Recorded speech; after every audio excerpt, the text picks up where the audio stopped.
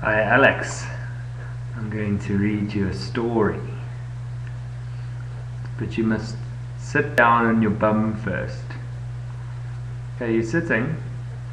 Okay, here goes. The book is called Charlie, Emma and Elberick. I'll read you the first chapter. Charlie finds a pet. Now Charlie, said Mrs. Mansfield, it's your turn to tell us something today. Charlie White stared glumly at the class and said nothing. Well, what did you do on Saturday, dear? Nothing, said Charlie. Everybody does something, said Mrs. Mansfield. Perhaps you could talk about your pet. Haven't got a pet, said Charlie. Mrs. Mansfield gave up. Sandra, I can see you've got something to tell us. Sandra told them a lot about her birthday. Nobody took much notice except Peter, who wanted to talk about the train set he'd had for his birthday. Charlie walked home with Emma at the end of the day. They both lived in the same road as the school. Emma lived in the last house and Charlie next door to her. Charlie kicked a stone out of his way. Mrs. Mansfield asks silly questions, he said, but I wish I had got a pet. Why don't you have one? Mum says there's no room, and they'll make a mess. You can have a share of our Bob if you like, offered Emma. Bob was a big ginger cat, tomcat who belonged to Emma's family. He was a terror of all the other cats in the road. Thanks, said Charlie, but we sort of share him already. He digs as many holes in our garden as he does in yours.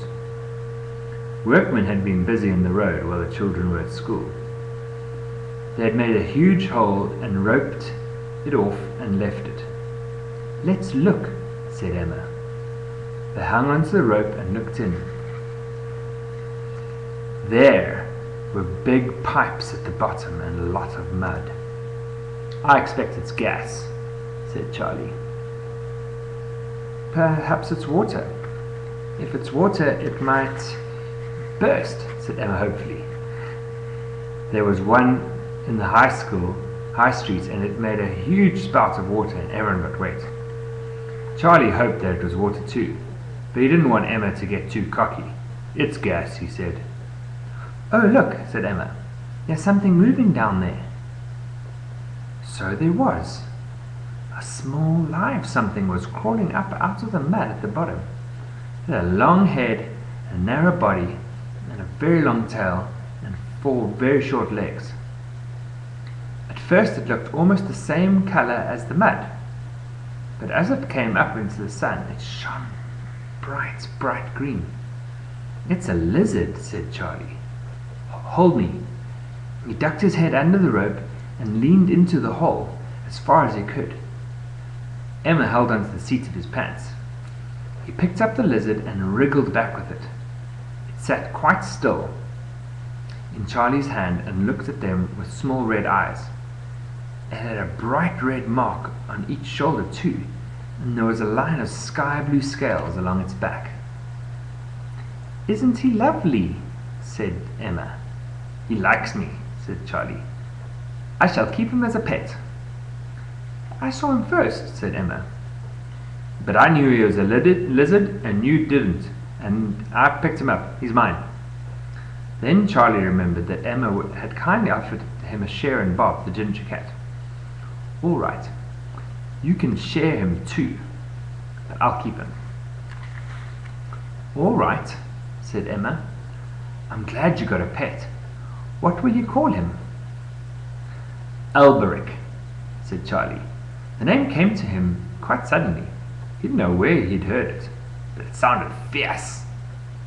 And the lizard looked fierce too, although he was so small. You'd better put him in your pocket, said Emma, in case he runs away. But the lizard opened his mouth with a hiss, and they saw 2 rows of sharp white teeth. He doesn't like pockets, said Charlie. So Emma fished out a paper bag that she had for some biscuits, and they put him in that. See you later, said Charlie, when they reached the gate. "I'll bring him round to your house after tea." He went in, whistling. He'd got a pet of his own at last. "Okay, boy, it's time for you to go to sleep now. Say good night."